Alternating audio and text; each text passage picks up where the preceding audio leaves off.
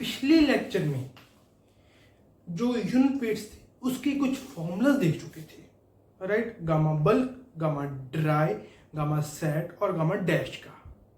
इस लेक्चर में हम गामा ड्राई का एक और फॉर्मूला देखेंगे इन terms of percentage air voids.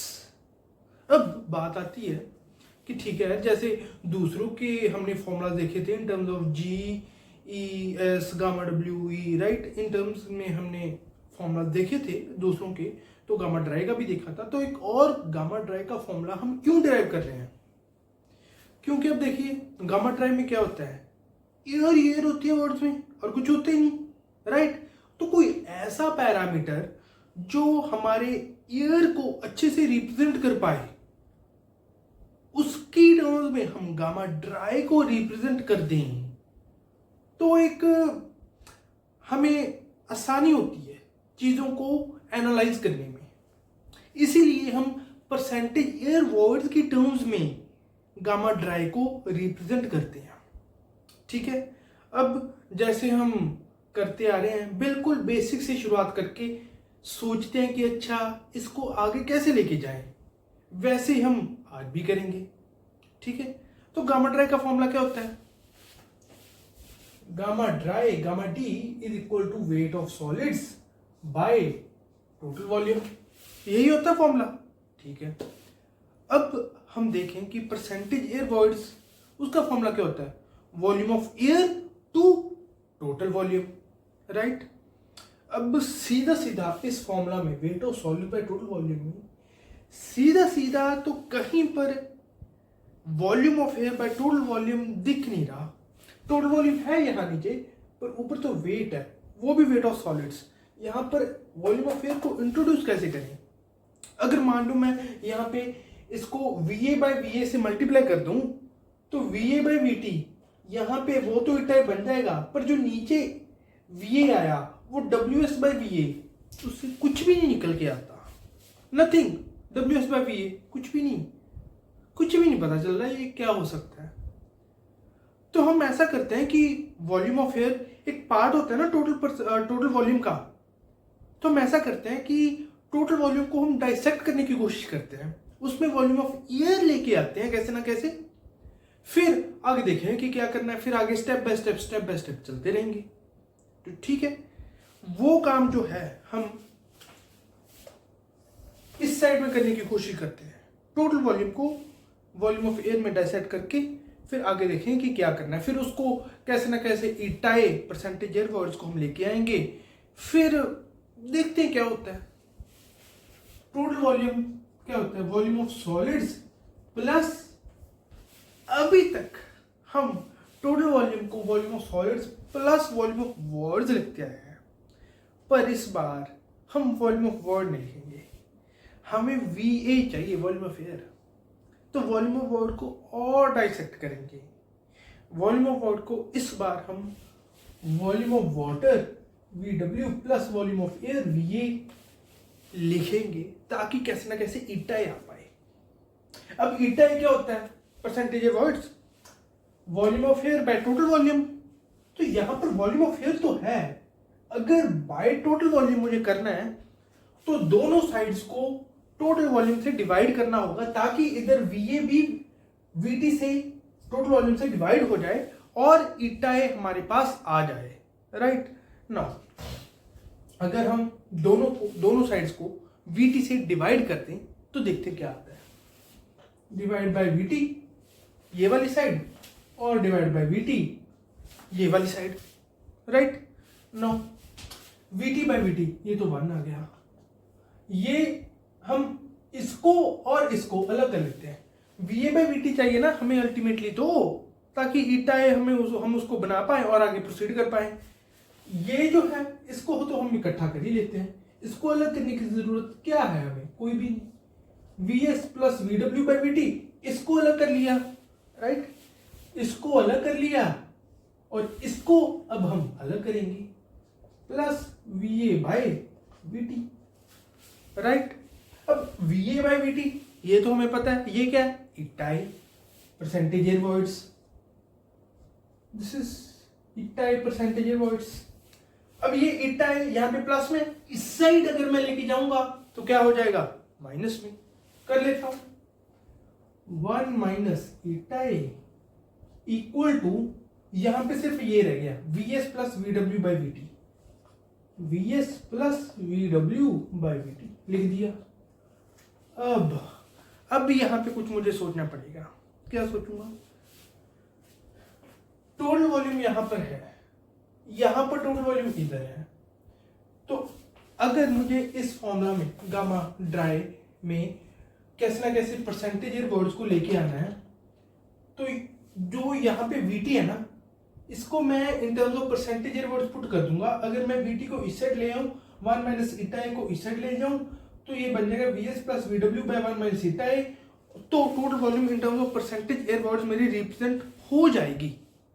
तो कर दो, हो जाएगी तो कर दो। फिर वीटी क्या होगा, vs plus VW divided by 1 minus eta A, right, simple. ठीक है, अब लिख देता हूं gamma dry gamma D is equal to weight of solids.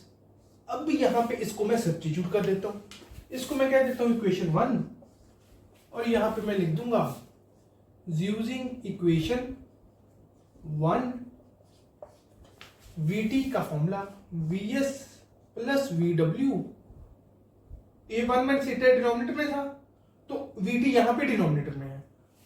तो डिनोमिनेटर का डिनोमिनेटर क्या होता है, न्यूमरेटर में आ जाता है। तो लिख दो 1 माइनस ईटा ए को न्यूमरेटर में, 1 minus eta A, right, simple है ये। तो गामा ड्राई और फिर क्या हो जाएगा,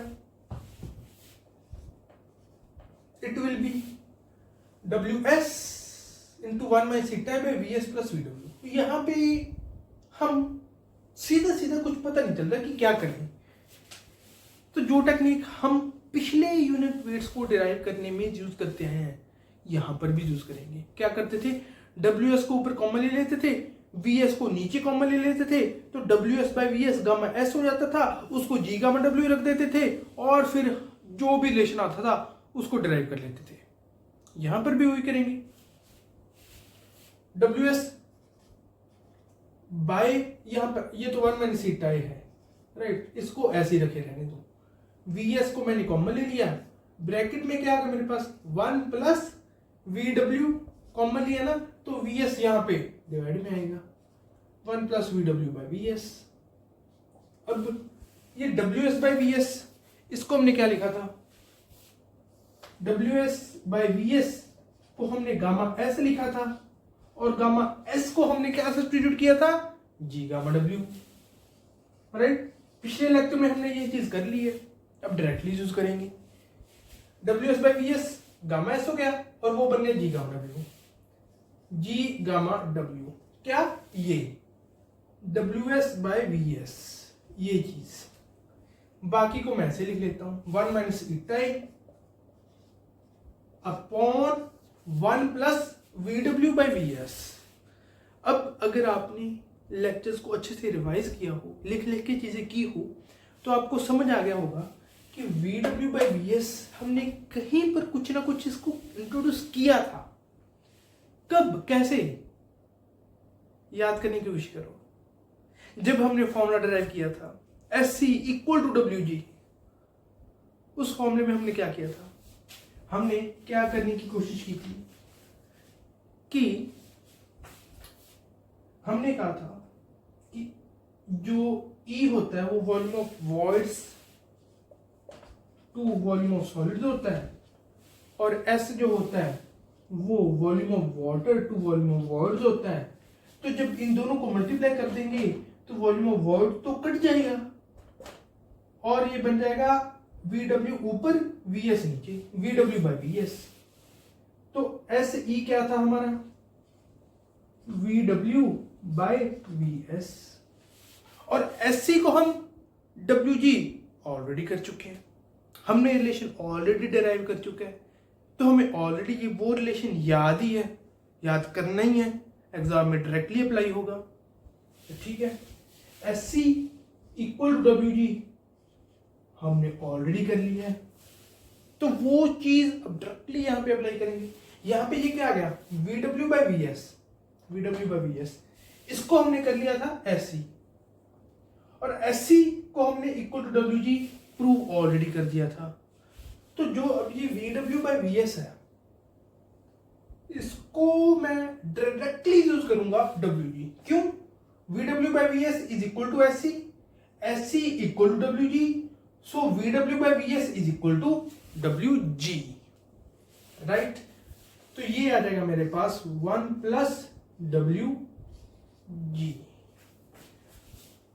तो गामा D मेरे पास आ जाएगा G gamma W into 1 minus theta या 1 minus theta into G gamma W, जैसे मर्जी आप याद कर लो। मैंने पर्सनली इसको ऐसे याद किया हुआ है 1 minus theta into G gamma W by 1 plus WG। Simple है ये। तो ये रिलेशन जो है ये भी बहुत इंपॉर्टेंट रिलेशन है, बहुत जगह पर ये भी यूज होता है। डायरेक्टली क्वेश्चन इसमें से पूछे जाते हैं। डायरेक्टली क्वेश्चन जो हमने 4 यूनिट्स की डेरिवेशन की थी उसमें से पूछे जाते हैं, और डायरेक्टली क्वेश्चंस इस गामा डी पे भी बेस्ड पूछे जाते हैं, राइट। ये आपको डायरेक्टली फॉर्मूला याद होना चाहिए, आपसे डेरिवेशन करने की जरूरत थी ताकि आपकी रीजनिंग एबिलिटी डेवलप हो, आप चीजों को सोचना सीखो। क्वेश्चन नहीं आता, आप कैसे ना कैसे सोच के इधर की तार उधर जोड़ के ऐसे करके वैसे करके कैसे ना कैसे क्वेश्चन ना आते हुए क्वेश्चन को भी सॉल्व करके ले जाओ, अपने मार्क्स को बटोर लो, राइट। तो इसलिए ये जरूरी थी कंसेप्ट की अंडरस्टैंडिंग के लिए। अब ये रिलेशन हमने डिराइव कर लिया, तो अब आपको ये डायरेक्टली याद होना चाहिए that gamma D equal to 1 minus theta into G gamma W divided by 1 plus WG, right. इसको मैं ऐसे लिख देता हूं, याद करने में आसान होती है। क्या? 1 माइनस सीटा 1 minus eta into G gamma W divided by 1 plus WG, right. ये आपको डायरेक्टली याद होना चाहिए, ठीक है। और इधर भी ये WS बाय VS आपको ये यहाँ पे मैं लिख सकता हूँ कि यूजिंग यहाँ पे इक्वेशन दे दी, इक्वेशन 2 वगैरह वगैरह, पर उसकी जरूरत नहीं है। जब मैंने इस साइड पूरी इसकी एक्सप्लेनेशन दे दी तो ये चीज अपने आप अंडरस्टूड है कि ये फॉर्मूला अब कैसे आ गया, ठीक है। अब इस लेक्चर में हम इतना करेंगे, नेक्स्ट लेक्चर में हम कुछ और टेक्निक्स करेंगे जो हमारे प्रॉब्लम्स को सॉल्व करने में हमारी मदद करेंगी। फॉर्मूलाज हमें अभी बेसिक सॉल्व में इतना ही करना है, ठीक है। अगले लेक्चर में हम कुछ टेक्निक्स करनी है हमको कि जो कॉम्प्लेक्स प्रॉब्लम्स हो, देखिए जो आसान प्रॉब्लम्स हैं वो तो डायरेक्टली फॉर्मूला बेस्ड होती हैं, ठीक है, पर जो कॉम्प्लेक्स प्रॉब्लम्स हैं उनमें किसी टेक्निक्स का इस्तेमाल करना पड़ता है, ठीक है। कि अगर ये हो गया फिर वैसे इसको ऐसे कैसे मतलब डील करें उनको, वो मैं आपको सिखाऊंगा कि कॉम्प्लेक्स प्रॉब्लम को कैसे डील करना है अगले लेक्चर में, ठीक है। तो ये लेक्चर अगर आपको अच्छा लगा तो जो भी सिविल इंजीनियरिंग का स्टूडेंट है, जो भी कंपटीशन की तैयारी कर रहा है, किसी भी कंपटीशन की, जेई से लेके IES तक, मैं उस लेवल की आपको तैयारी करा रहा हूँ, ठीक है। तो उसके साथ काइंडली शेयर कीजिएगा क्योंकि उसके लिए ये बहुत ही हेल्पफुल होगा। Alright, thank you very much.